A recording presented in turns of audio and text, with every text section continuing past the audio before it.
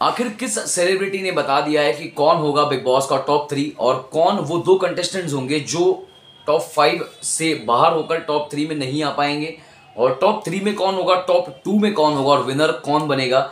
ये सारी चीज़ का दावा कौन कर रहा है, कौन ये सारी चीज़ों के खुलासे कर रहा है।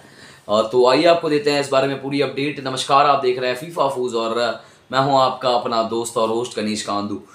इस मूवमेंट पर अब बिग बॉस के फिनाले को सिर्फ और सिर्फ 4 दिन बाकी, और जिस तरीके से कंटेस्टेंट्स बकल अप कर रहे हैं शो के लिए, वो तो बहुत सोचने वाली बात है कि मतलब कहीं ना कहीं कंटेस्टेंट्स इस मूवमेंट पर बहुत ज़्यादा एक्टिव हो चुके हैं। सिर्फ कंटेस्टेंट्स ही नहीं, उनके फैंस, उनका फैंडम और जो भी लोग हैं जो उनको सपोर्ट कर रहे हैं ना, वो भी एकदम हाइपर हो चुके हैं कि मतलब सपोर्ट करना है और जिताना है। अगर बिग बॉस की बात की जाए, इस मूवमेंट पर टॉप 5 है प्रियंका, शिव, स्टैन, शालीन और अर्चना। और कहीं ना कहीं ये 5 लोग जो थे, इन्होंने सही किया, गलत किया, अच्छा किया, बुरा किया, लेकिन ये टॉप 5 में रहना डिजर्व करते थे। शालीन के बारे में बहुत लोगों ने सवाल उठाया, उनके एग्जिस्टेंस पर सवाल उठाया कि आखिर उनको टॉप 5 में क्यों रखा गया।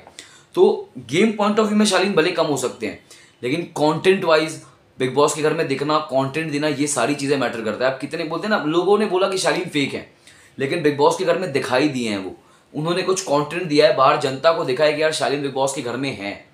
अगर आप घर में होकर भी लापता हो ना, तो फिर आप कंटेस्टेंट की गिनती में कैसे आ सकते हो, ये सवाल उठ रहे थे।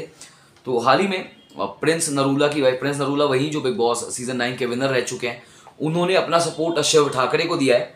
बल्कि उनकी वाइफ युविका चौधरी, जो खुद एक सेलिब्रिटी हैं, एक स्टार हैं, उन्होंने एक ट्वीट किया था और ट्वीट में बताया है उनके हिसाब से क्या हो सकता है बिग बॉस में। वो कहती है टॉप 5 में से उनके टॉप 3 जो है वो है स्टैन, शिव और प्रियंका। यानी कि शालीन और अर्चना उनके लिस्ट से आउट हो गए।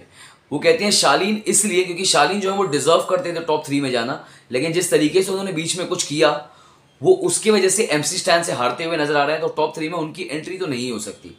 देन उसके बाद उनसे पूछा कि अर्चना के बारे में, तो बोलते हैं कि अर्चना के एंटिक्स सबसे ज़्यादा मिस किए जाएंगे, जो चूल चाल वो करती हैं शो में बने रहने के लिए।